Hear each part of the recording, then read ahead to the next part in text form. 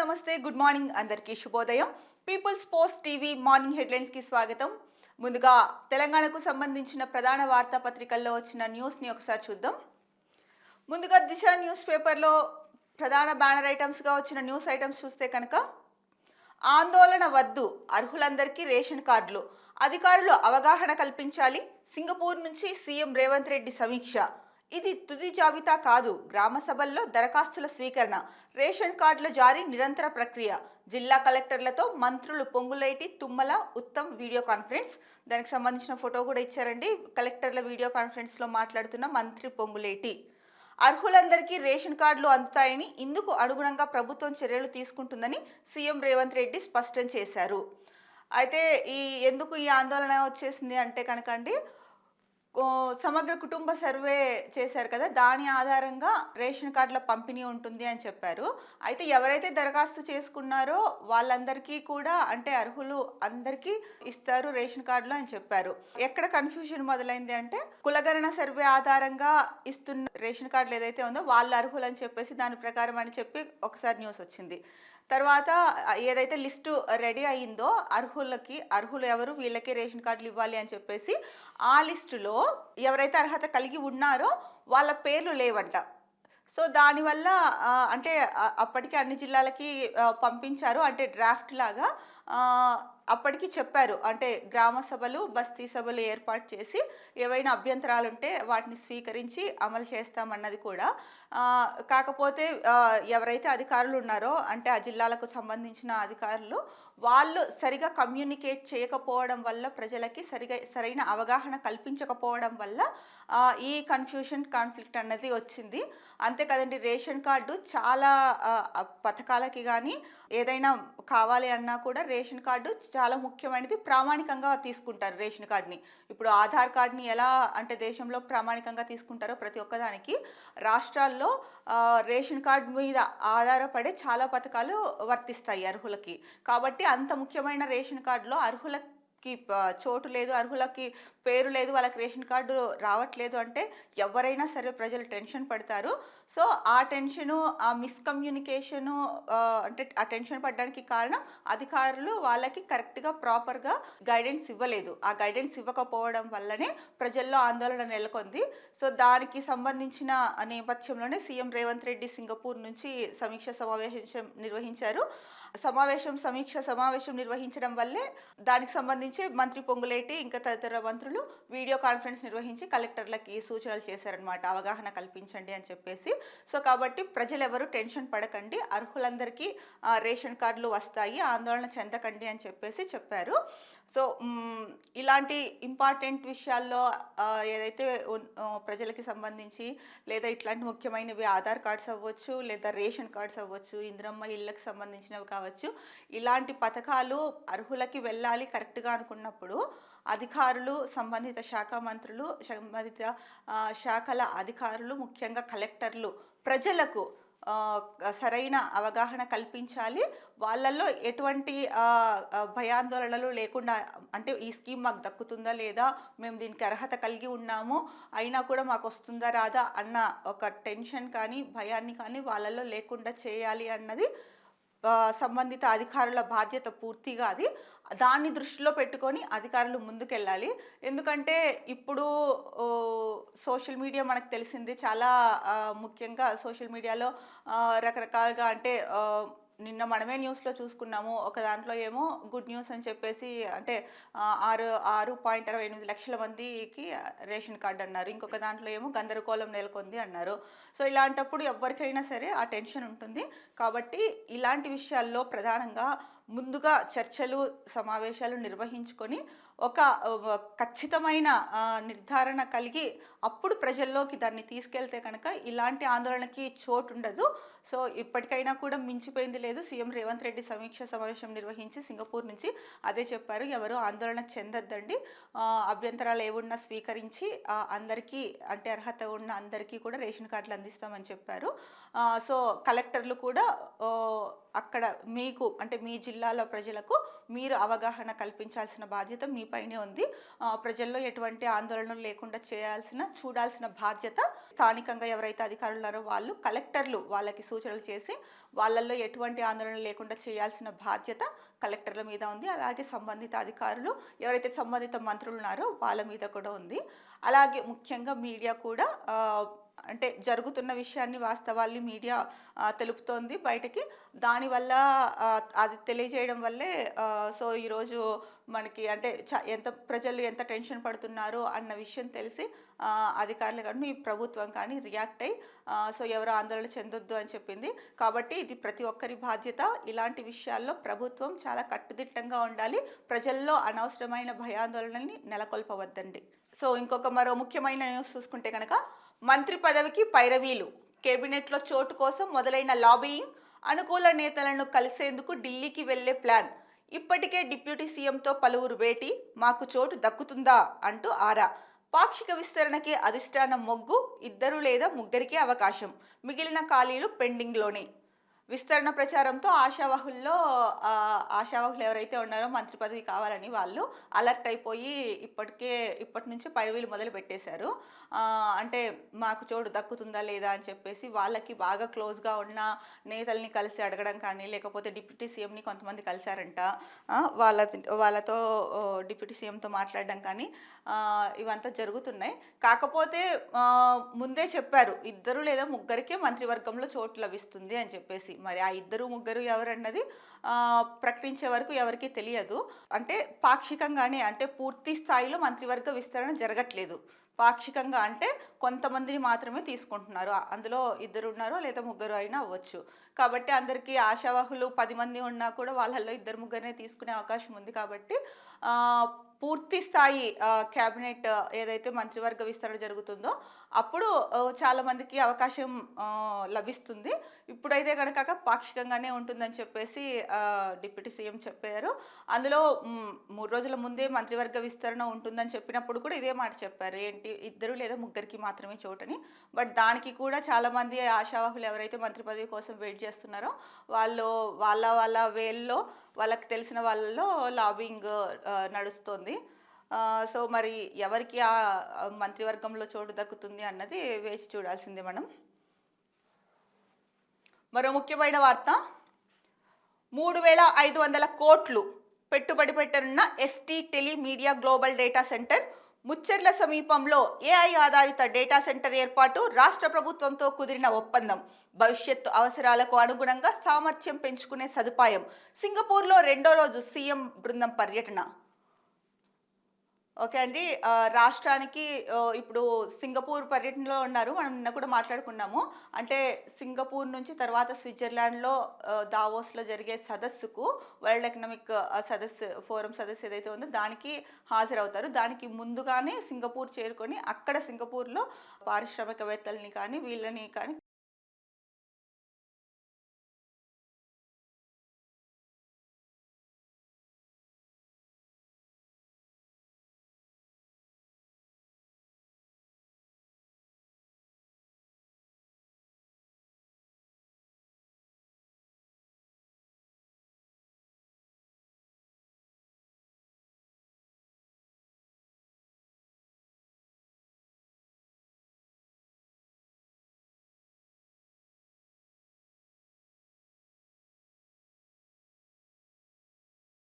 ST tele media global data centre అంట. So ఇది కూడా సీఎం రేవంత్ రెడ్డి పర్యటనలో రాష్ట్రానికి వస్తున్న పెట్టుబడి. ఒక రకంగా ఇది సో రాష్ట్రంలో 3,500 కోట్లు పెట్టుబడులు పెట్టేందుకు ST tele media global data Centre ముందుకొచ్చింది. ముచ్చెర్ల సమీపంలోని మీర్జాన్పేటలో అత్యాధునిక ఏఐ ఆధారిత డేటా సెంటర్ క్యాంపస్ను స్థాపించేందుకు ఈ కంపెనీ రాష్ట్ర ప్రభుత్వంతో అవగాహన ఒప్పందం కుదుర్చుకుంది. 100 మెగావాట్ల సామర్థ్యంతో హైదరాబాద్లో ఏర్పాటు చేసే అత్యాధునిక ఆర్టిఫిషియల్ ఇంటెలిజెన్స్ రెడీ డేటా సెంటర్ను ఈ కంపెనీ అత్యాధునిక సాంకేతిక పరిజ్ఞానంతో నెలకొల్పనుంది. భవిష్యత్ అవసరాలకు అనుగుణంగా డేటా సామర్థ్యాన్ని పెంచుకునే సదుపాయం ఇందులో ఉంటుంది. కాగా ముఖ్యమంత్రి రేవంత్ రెడ్డి సారథ్యంలో తెలంగాణ రైజింగ్ ప్రతినిధి బృందం 2వ రోజు సింగపూర్ పర్యటన విజయవంతమైంది. సీఎం ఐటీ పరిశ్రమల శాఖ మంత్రి Sridhar Babu సింగపూర్లోని SGT global data centre ఆఫీస్ను సందర్శించారు. కంపెనీ ప్రతినిధులతో చర్చలు జరిపారు. ముఖ్యమంత్రి సమక్షంలో పరిశ్రమల శాఖ ప్రత్యేక ప్రధాన కార్యదర్శి Jayesh Ranjan, SGT group CEO Bruno Lopez ఈ ఒప్పందంపై సంతకాలు చేశారు. దేశంలోనే అతిపెద్ద డేటా సెంటర్లలో హైదరాబాద్లో నెలకొల్పే సెంటర్ ఒకటిగా నిలవనుంది. దాదాపు 3,500 కోట్ల పెట్టుబడులతో ఈ ప్రాజెక్ట్ చేపట్టేందుకు ST Telemedia global data centre ముందుకు రావడం తెలంగాణలో ఉన్న మౌలిక సదుపాయాలు, ప్రపంచ అనుకూలతను చాటి చెప్పింది. సో డేటా సెంటర్లకు హైదరాబాద్ రాజధాని అని చెప్పొచ్చండి. ప్రపంచంలోనే ఇక్కడ మనం చూసుకుంటే కనుక దేశంలోనే అతిపెద్ద డేటా సెంటర్లలో హైదరాబాద్లో నెలకొల్పే ఈ డేటా సెంటర్ ఏదైతే ఉందో ST Telemedia global data centre ఉందో అదే అతి పెద్దదంటండి. 3,500 కోట్ల రూపాయల పెట్టుబడులు పెడుతోంది. అంటే దీన్ని బట్టి చూస్తే తెలంగాణ రాష్ట్రంలో పరిశ్రమలు ఏర్పాటు చేసేందుకు అన్ని రకాలుగా అంటే అన్ని రకాలుగా వాతావరణం అనుకూలంగా ఉంది. అందుకని చెప్పేసి పరిశ్రమలు పెట్టేందుకు వివిధ దేశాల కంపెనీలు కానీ సంస్థలు కానీ మొగ్గు చూపుతున్నాయి. సో హైదరాబాద్కి ఇది చాలా పెద్ద ప్లస్ పాయింట్. అంటే అన్ని రకాల ఇప్పుడు తెలంగాణలో చూసుకుంటే కనుక ముఖ్యంగా హైదరాబాద్లో చాలా రాష్ట్రాల నుంచి ఇక్కడ ఉద్యోగాలు చేస్తున్న వాళ్ళు ఉన్నారు. వివిధ దేశాల నుంచి వచ్చి చదువుకుంటున్న స్టూడెంట్స్ కూడా ఉన్నారు. ఏంటంటే హైదరాబాద్ వాతావరణము అందరికీ సరిపడ వాతావరణం అండి. సో అలాగే పరిశ్రమలు పెట్టడానికి అంటే జీవించడానికే కాదు, పరిశ్రమలు పెట్టడానికి అనుకూలమైన ప్రదేశం ఏదైనా ఉందా అంటే కనుక మన దేశంలో ఇండియాలో కొన్ని ప్లేసెస్ ఉన్నాయి. అందులో ప్రధానమైనది హైదరాబాద్ అని చెప్పుకోవచ్చు. అందుకనేసి హైదరాబాద్లో పెట్టుబడులు పెట్టేందుకు పారిశ్రామికవేత్తలు కూడా ఎక్కువగా మొగ్గు చూపుతారు. ఈ నేపథ్యంలోనే భారతదేశంలోనే అతిపెద్ద డేటా సెంటర్ను హైదరాబాద్లో ఏర్పాటు అవుతోంది. సో దీన్ని బట్టి హైదరాబాద్ ఇంకా ఎంత ముందుకు వెళ్తోంది అన్నది మనము అర్థం చేసుకోవచ్చు. ఒక రకంగా చెప్పాలంటే డేటా సెంటర్లకు హైదరాబాద్ రాజధానిగా అని చెప్పొచ్చు. రాజధానిగా మారబోతుంది కూడా ఫ్యూచర్లో. సో ఎప్పుడు సీఎం గారు విదేశీ పర్యటనలకు వెళ్ళినా సరే రాష్ట్రాభివృద్ధికి మంచి జరిగే ఉద్దేశంతో ఏదో ఒకటి అంటే ఉపయోగపడే ప్రాజెక్ట్ని మాత్రం కంపల్సరీ తీసుకొస్తారు, పెట్టుబడి పెట్టేలాగా వాళ్ళకి అంటే మన రాష్ట్రంలో ఉన్న అనుకూలతల గురించి వివరించడం కానీ వాళ్ళకి ఎందుకు హైదరాబాద్లోనే పెట్టుబడి పెట్టాలి, ఎందుకు తెలంగాణలోనే పెట్టుబడి పెట్టాలి అన్నదానికి ఇక్కడ ఉన్న అనుకూలతలను వాళ్లకు వివరించడంలో రేవంత్ రెడ్డి ఎప్పుడు విజయం సాధిస్తూనే ఉన్నారు. ఇలాగే మరింత ముందుకు వెళ్ళాలి, తెలంగాణ మరింత అభివృద్ధి చెందాలనేసి కోరుకుంటున్నామండి. మరో ముఖ్యమైన వార్త చూసుకుంటే అబద్ధాలపై పుట్టిన పార్టీ బీఆర్ఎస్ నిరుద్యోగులను గాలికి వదిలేసింది. 10 ఏళ్ల పాలనలో ఉన్నది లేనట్టు, లేనది ఉన్నట్టు భ్రమలు. మా ఏడాది పాలనలో 56,000 మందికి అపాయింట్మెంట్ ఆర్డర్స్. డిప్యూటీ సీఎం బట్టి విక్రమార్క విద్యుత్ శాఖలో కొత్తగా 112 మందికి నియామక పత్రాలు. ఇక్కడ ఫోటో ఇచ్చారండి. నియామక పత్రం అందజేస్తున్న డిప్యూటీ సీఎం బట్టి విక్రమార్క అంటే విద్యుత్ శాఖలో ఎవరైతే అపాయింట్ అయ్యారో కొత్తగా ఉద్యోగాలకి అందులో ఒకరికి అపాయింట్మెంట్ పత్రం ఇస్తూ ఫోటో తీసుకున్నది. సో ఈ సందర్భంలో బట్టి విక్రమార్క మాట్లాడుతూ అబద్ధాలపై పుట్టిన పార్టీ బీఆర్ఎస్ 10 ఏళ్ల పాలనలో చేసింది ఏమీ లేదు, చేసింది కొంత, చెప్పుకున్నది ఎక్కువ. అంటే ఉన్నది లేనట్టు, లేనిది ఉన్నట్టు చెప్పుకుంది అని చెప్పేశారు. అయితే కాంగ్రెస్ ప్రభుత్వం ఏర్పడిన ఏడాదిలోపే 50,000 పైచిలకు ఉద్యోగాలు కల్పించామని చెప్పేసి ప్రభుత్వ ఉద్యోగాలు 50,000కు పైగా కల్పించారు. ఇంకా ప్రైవేటు ఉద్యోగాలు అంటే అది డేటా తీయాల్సి ఉంటుంది. కానీ మేము ఏదైతే చెప్పామో ఇంతకుముందు కూడా చెప్పారనమాట. మా ప్రభుత్వం ఏదైతే చెప్పిందో మేము ఆ హామీలు నిలబెట్టుకునే దిశగా ఎంత దూరమైనా వెళ్తాము అని చెప్పేసి పదే చెప్పారు. ఆ నేపథ్యంలోనే ముందుకు వెళ్తున్నారు. అనుకున్నట్టే ఏడాదిలో 50,000కు పైగా ప్రభుత్వ ఉద్యోగాలని కల్పించారు. ఇక మరో ముఖ్యమైన వార్త, స్టేట్ చీఫ్ రేస్లో ఈటల సైతం. నెలాఖరు నాటికి కొత్త అధ్యక్షుడి నియామకం, వచ్చే అసెంబ్లీ ఎన్నికల వరకు కంటిన్యూ. మాకు ప్రధాన ప్రత్యర్థి కాంగ్రెస్. కేంద్ర మంత్రి కిషన్ రెడ్డి ఆర్ఎస్ఎస్ వ్యక్తే ఉండాలని నిబంధన లేదు. ఓకే అండి. తెలంగాణ బీజేపీలో కొత్త అధ్యక్షుడి అంటే స్టేట్కి కొత్త అధ్యక్షుడి నియామకం చేపట్టే సమయం ఆసన్నమైంది. సో ఇప్పుడు ఎవరైతే అంటే ఈ నెలాఖరు నాటికల్లా కూడా కొత్త అధ్యక్షుడిని ఎన్నుకుంటారంట. ఎవరినైతే ఇప్పుడు ఎన్నుకుంటారో వాళ్ళు ఎన్నికల వరకు అంటే అసెంబ్లీ ఎన్నికల వరకు కంటిన్యూ అవుతారు. సో దాన్ని బట్టే ఇక్కడ అందులో ఇంకొక మాట చెప్పారు కిషన్ రెడ్డి. మాకు ప్రధాన ప్రతిపక్షం కాంగ్రెసే అని చెప్పారు.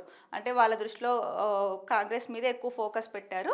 సో, ఈ రేస్‌లో అంటే స్టేట్ చీఫ్‌గా ఎవరు బీజేపీకి స్టేట్ చీఫ్‌గా ఉండే రేస్‌లో ఈటెల కూడా ఉన్నారు.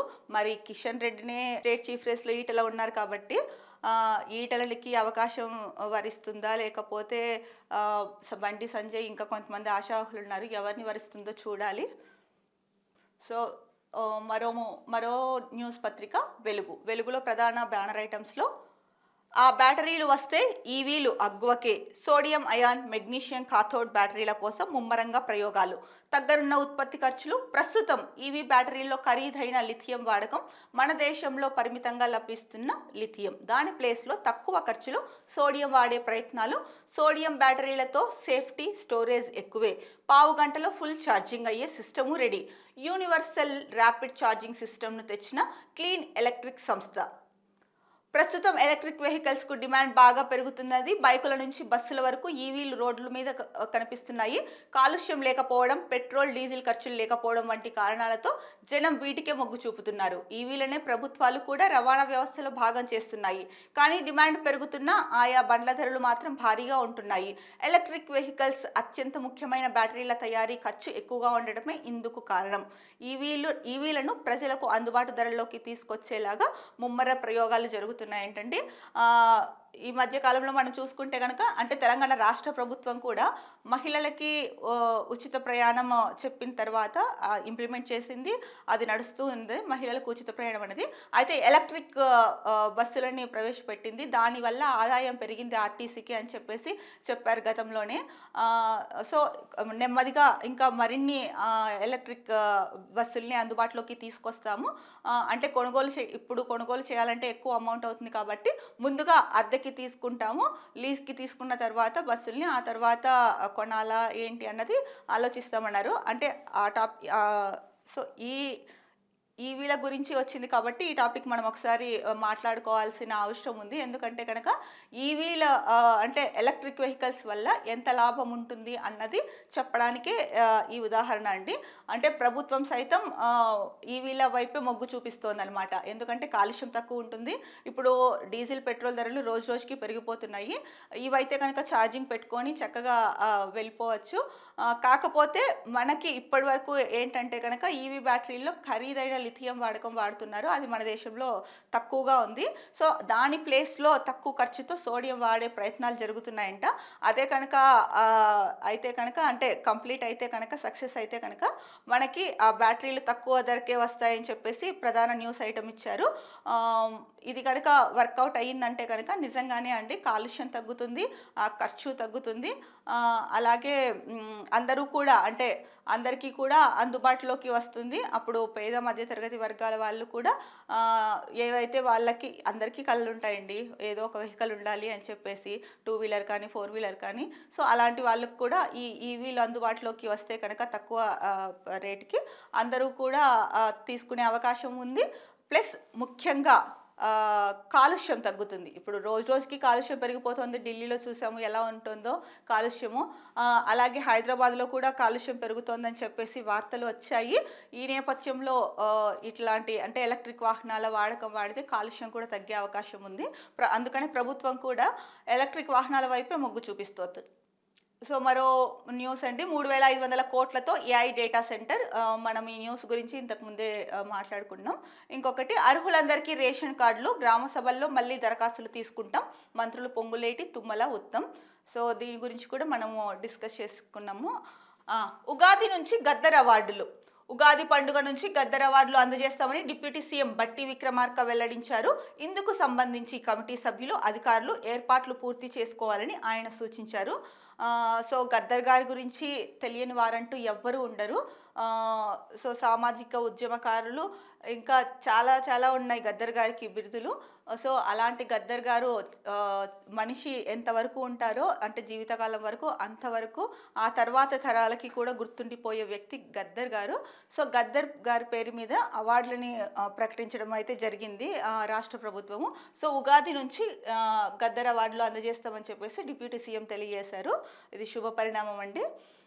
ఇంకొక న్యూస్ చూసుకుంటే కనుక అందరి ముందు బ్యాంకులో రైతు ఆత్మహత్య. ఆదిలాబాద్ జిల్లా కేంద్రంలో ఘటన.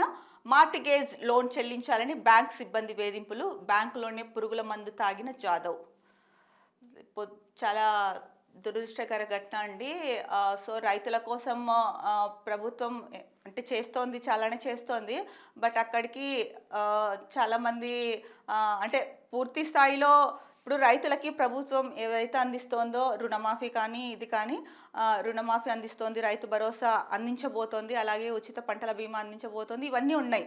ఉన్నప్పటికీ అర్హులకి మాత్రమే అది అందుతోంది. కొంతమంది ఏంటంటే బార్డర్లో ఉంటారండి. ఏదో ఒక చిన్న దాంతో వాళ్ళు అర్హులుగా కాకుండా ఆ బార్డర్స్ అంటే ఆ మార్గదర్శకాల్లో వాళ్ళు అంటే ప్రభుత్వం ఏదైతే గైడ్లైన్స్ ఇచ్చిందో ఆ గైడ్లైన్స్లో వాళ్ళు ఉండకపోవడం వల్ల వాళ్ళకి ఈ గవర్నమెంట్ ఏదైతే అందిస్తుందో ఆ పథకాలు అందట్లేదు. సో అలాగే బ్యాంకులు కూడా ఏం చేస్తున్నాయంటే ఇప్పుడు తీసుకుంటారండి, లోన్స్ తీసుకుంటారు. ఒక్కోసారి పంట వస్తుంది, పంట రాదు, మనకు తెలిసింది రైతుల కష్టాల గురించి. అలాంటప్పుడు పెద్ద పెద్ద వాళ్ళు కోట్లల్లో లక్షల కోట్లల్లో పెట్టేసి రుణాలు తీసుకొని వెళ్ళిపోతారు ఎక్కడికో. వాళ్ళని మాత్రం పట్టించుకోరు. పట్టించుకోకపోగా ఏదో అట్లాంటి కేసులు చాలానే ఉన్నాయి. విజయ్ మాల్యా గారిది కానీ ఇట్లా చాలా ఉన్నాయి చెప్పుకుంటే. సో ఎప్పుడైనా సరే పెద్దవాళ్ళ విషయంలో బ్యాంకులు చూపించే చొరవ తక్కువ. రైతులు సామాన్యులు తీసుకున్న లోన్స్ చెల్లించకపోతే వాళ్ళని సతాయించడం ఎక్కువ. సో ఇది ఇక్కడ కూడా అదే జరిగింది. సో ఇంకా ఆ బ్యాంకు సిబ్బంది వేధింపులు తాళలేక రైతు బ్యాంకులోనే పురుగుల మందు తాగి ఆత్మహత్య యత్నానికి ప్రయత్నించారండి. ఇది చాలా బాధాకరమైన విషయం. ప్రభుత్వం ఇలాంటి వాటి మీద కూడా అంటే రాష్ట్ర ప్రభుత్వం అనే కాదు, కేంద్ర ప్రభుత్వం కూడా సో రైతులకు సంబంధించి ఇలాంటివి జరగకుండా ఉండడం కోసం ఇంకొన్ని మార్గదర్శకాలు తీసుకురావాల్సిన అవసరం ఉంది. సో బ్యాంకర్లు కూడా రైతులని అంటే వాళ్ళ సిచ్యువేషన్స్ని కూడా అర్థం చేసుకొని సతాయింపులు లేదా ఈ టైంకే కట్టండి, ఆ టైంకే కట్టండి అన్న వేధింపులకు గురి చేయకండి దయచేసి. దీనిపైన రాష్ట్ర కేంద్ర ప్రభుత్వాలు దృష్టి సారించాలి. దీనికి ఒక సొల్యూషన్ని కూడా ఇచ్చే బాధ్యత కేంద్ర రాష్ట్ర ప్రభుత్వాలదే. ఈనాడులో వచ్చిన ముఖ్యమైన న్యూస్, తెలంగాణలో అత్యాధునిక డేటా సెంటర్. మనం దీని గురించి మాట్లాడుకున్నాం. తర్వాత ఇంకొక ముఖ్యమైన వార్త అండి, రేసులోకి ఎందుకు వచ్చారు, ఎందుకు వైదొలిగారు? ఫార్ములా ఈ రేస్ కేసులో ఏస్ నెక్స్ట్ జెన్ డైరెక్టర్పై ఏసీబీ ప్రశ్నల వర్షం. గత అనుభవం లేకుండా ఒప్పందం కుదుర్చుకోవడానికి కారణాలపై ఆరా. సో ఫార్ములా ఈ కార్ రేస్లో ఏసీబీ విచారణ, ఈడీ విచారణ కేటీఆర్కి పూర్తయిందండి. ఈ నేపథ్యంలోనే ఏస్ నెక్స్ట్ జెన్ కంపెనీ ఏదైతే ఉందో వాళ్ళకి నిన్న ఏసీబీ విచారణ జరిగింది. అందులో ఏసీబీ వాళ్ళని అడిగిన క్వశ్చన్స్ ఏంటంటే, అసలు మీరు రేస్లోకి ఎందుకు వచ్చారు? ఆ కంపెనీ రేస్లోకి వచ్చి కంటిన్యూ చేయలేదండి, తప్పుకుంది. ఎందుకు తప్పుకుందో కూడా సరైన కారణాలు చెప్పలేదు. ఇటు ప్రభుత్వం కూడా అంటే అప్పట్లో ఉన్న ప్రభుత్వం ఏదైతే ఉందో వాళ్ళు కూడా చెప్పలేదు. ఇంకొకటి ఏంటంటే ఈ కంపెనీ ఏస్ నెక్స్ట్ జెన్ ఏదైతే ఉందో అది కేటీఆర్ స్నేహితుడిది అని చెప్పేసి కూడా బిఎన్ రెడ్డి చెప్పారు. ఈ నేపథ్యంలో అంటే ఎందుకు మరి సరైన కారణాలు చూపించి తప్పుకోవాలి. సరే మీరు ఒప్పందం కుదుర్చుకున్న తర్వాత వచ్చారు, వెళ్ళారు, అలా కాదు కదా. ఒక ఒప్పందం కుదుర్చుకున్న తర్వాత మీరు ఎందుకు వైదొలుగుతున్నారో దానికి ప్రాపర్ రీజన్స్ చెప్పాలి. అలా చెప్పకోకుండా ఇష్టానుసారం వెళ్ళడానికి ఇది ఆషామాషి వ్యవహారం కాదు కదండి. సో ఈ నేపథ్యంలోనే ఏసీబీ ఫార్ములా ఈ రేస్ కేసులో ఏస్ నెక్స్ట్ జెన్ డైరెక్టర్ని ప్రశ్నించింది. అసలు మీరు ఎందుకు వచ్చారు, తర్వాత ఎందుకు సీజన్ నుంచి తప్పుకున్నారు అని చెప్పేసి. అందులో వీళ్ళకి అనుభవం లేదంట, గత అనుభవం ఏం లేకపోయినా కూడా ఎందుకు ఒప్పందం కుదుర్చుకున్నారు అని చెప్పేసి అడిగారు. అంటే రీజన్స్ ఏంటి ఒప్పందాలు కుదుర్చుకోవడానికి అనేసి దీనికి సంబంధించిన న్యూస్ ఇచ్చారండి. సో నాకు తెలిసి ఒప్పందం కుదుర్చుకోవడానికి కారణాలు అంటే బిఎన్ రెడ్డి గారు చెప్పారు కదా, కేటీఆర్ స్నేహితులదే ఏస్ నెక్స్ట్ జెన్ అని. మేబీ అదొక రీజన్ అయ్యి ఉండొచ్చేమో అని అనుకుంటున్నామండి. ఇంకొకటి, ప్రభుత్వానికి పార్టీకి మధ్య సమన్వయంపై కాంగ్రెస్ అధిష్టానం దృష్టి. పథకాలను విస్తృతంగా ప్రజల్లోకి తీసుకెళ్లాలని నిర్దేశం. పలువురు ఇన్ఛార్జ్ మంత్రులు తీరు మార్చుకోవాలని స్పష్టీకరణ. ఇంకొక న్యూస్ చూసుకుంటే కనుక, రాష్ట్రాన్ని దివాలా తీయించిన వారే విమర్శిస్తున్నారు. భారాసపై ఉప ముఖ్యమంత్రి భట్టి ధ్వజం. విద్యుత్ సంస్థల్లో ఉద్యోగులుగా ఎంపికైన వారికి నియామక పత్రాల అందజేత. సో ఈ న్యూస్ మనం చూసామండి. ఇంకొకటి, స్థానిక సంస్థల ఎన్నికల్లో ఏ పార్టీతోనూ పొత్తు ఉండదు, నెలాఖరులోగా రాష్ట్ర అధ్యక్షుడు ఎన్నిక. మీడియాతో ఇష్టాగోష్ఠిలో కిషన్ రెడ్డి. ఓకే, స్థానిక సంస్థల ఎన్నికలు రాబోతున్నాయి, దాంట్లో ఎవరితోనూ పొత్తు కుదుర్చుకోమని చెప్పేశారు కిషన్ రెడ్డి. అలాగే ఈ నెలాఖరికల్లా రాష్ట్ర అధ్యక్షుడిని నియమిస్తారని చెప్పారు. రాష్ట్ర అధ్యక్షుడి గురించి అయితే కనుక మనం ఇందాక డిస్కస్ చేసుకున్నాము, అది కూడా అయిపోయింది. ఇంకొకటి ఏంటంటే కనుక, కొత్త నాగా సాధువులు దీక్ష భూని వచ్చారు. ఉత్తరప్రదేశ్లోని ప్రయాగ్రాజ్లో మహాకుంభమేళ సందర్భంగా త్రివేణి సంగమానికి భక్తులు సాధువులు పోటెత్తుతున్నారు. ఈ క్రమంలో కొత్తగా నాగా సాధువుల్లో చేరిన వారు శనివారం భారీగా తరలివచ్చి ప్రత్యేక క్రతువుల్లో పాల్గొన్నారు. ఇక్కడ దానికి సంబంధించిన ఫోటో ఇచ్చారండి. మనం ఇక్కడ చూస్తే కనుక నాగా సాధువులు అధిక సంఖ్యలో వచ్చేసి దీక్ష భూని కూర్చున్నారు. సో మరొక న్యూస్ పేపర్ చూసుకుంటే తెలంగాణలో నమస్తే తెలంగాణ. నమస్తే తెలంగాణలో ప్రధాన బ్యానర్ ఐటమ్స్: రైతన్నకు శాపం, ఎవరిది పాపం. ఆదిలాబాద్ జిల్లాలో గిరిజన రైతు బలవన్ మరణం. పంట పెట్టుబడి వైద్యం కోసం 2 బ్యాంకుల్లో అప్పు. 2 లక్షల రుణమాఫీ కాక మరింత ఆర్థిక భారం. అధికారుల వేధింపులు తట్టుకోలేక ప్రైవేట్ బ్యాంకులోనే పురుగుల మందు తాగిన దేవరావు. ఇది చాలా దురదృష్టకరమైన ఘటన అండి. ఇందాకనే మనం దీని గురించి డిస్కస్ చేసుకున్నాము. బ్యాంకులు ఏవైతే ఉన్నాయో వాళ్ళు కూడా ఇలా ఇబ్బంది పెట్టడం కరెక్ట్ కాదు. వాళ్ళ రూల్స్ వాళ్ళకు ఉంటాయి, కానీ మానవత్వం కూడా ఉండాలి. దాంతో మానవత్వంతో కూడా ప్రవర్తించాలి. బలవన్ మరణం వరకు వెళ్ళారు అంటే కనుక ఎంత వేధింపులు ఉంటే, ఎంత ఒత్తిడి ఉంటే ఆ పని చేస్తారు రైతు. ఇంకొక న్యూస్, గోసగోస, సర్కారు నిర్లక్ష్యం, అన్నదాత ఆగమాగం. చుట్టుముట్టిన నీళ్ల కరువు, కరెంటు కష్టాలు. మరోవైపు బలవంతపు భూసేకరణలు. కడుపు మండి రోడ్డెక్కుతున్న అన్నదాతలు, రోజురోజుకు పెరుగుతున్న ఆందోళనలు. వేర్వేరు కారణాలతో రాష్ట్ర వ్యాప్తంగా రైతన్న నిరసనలు అని చెప్పేసి ప్రధానంగా నమస్తే తెలంగాణలో ఇచ్చిన న్యూస్ అయితే ఇది. అంటే సర్కార్ నిర్లక్ష్యము చేస్తోంది, అందుకే అన్నదాతలు ఆగమాగం అయ్యారని చెప్పేసి, అంటే పలు ప్రాంతాల్లో జరుగుతున్న ఏవైతే ఆందోళనలు ఉన్నాయో వాటికి సంబంధించిన న్యూస్ ఇచ్చారండి. మరి దీంట్లో ఎంత మాత్రం వాస్తవం ఉంది అన్నది ప్రభుత్వం ఒకసారి చూసుకొని, ఒకవేళ నిజంగా రైతులు, కాంగ్రెస్ ప్రభుత్వం ఒకటే చెప్పింది రైతుల సంక్షేమమే మా ప్రధాన నినాదమని. సో దాన్ని మీరు ఫుల్ఫిల్ చేయాల్సిన అవసరం ఎంతైనా ఉంది. సో ఒక్కసారి సీఎం రేవంత్ రెడ్డి గారు సింగపూర్ పర్యటనలో ఉన్నారు, తర్వాత దావోస్కి వెళ్తారు. దావోస్కి వెళ్ళి వచ్చిన తర్వాత సమీక్ష సమావేశం నిర్వహించడం కానీ, లేకపోతే లేదంటే మీరే ఫీల్డ్కి వెళ్ళి కానీ, ఇంకా డిప్యూటీ సీఎం ఉన్నారు, మిగతా మంత్రులు ఉన్నారు, ఆయా నియోజకవర్గాల ఎమ్మెల్యేలు ఉన్నారు, మంత్రులు ఉన్నారు. మరి వీళ్ళందరూ ఏం చేస్తున్నారో కూడా అర్థం కావట్లేదు. వెళ్ళి అక్కడ ఫీల్డ్లో ఏం జరుగుతుందో, వాస్తవం ఏముందో అన్నది కనుక్కొని ప్రభుత్వం దృష్టికి తీసుకోవాల్సిన చర్యలపైన ఆలోచన చేయాలి. ఇలాంటివి జరగకుండా చూసుకోవాల్సిన బాధ్యత ప్రభుత్వం మీదే ఉంది. ఇది ఇవాల్టి తెలంగాణకు సంబంధించిన న్యూస్ పేపర్ అనాలిసిస్. మరో న్యూస్ పేపర్ అనాలిసిస్తో మళ్ళీ కలుద్దాం. అంతవరకు సెలవు, నమస్కారం. Be happy, stay strong, stay healthy.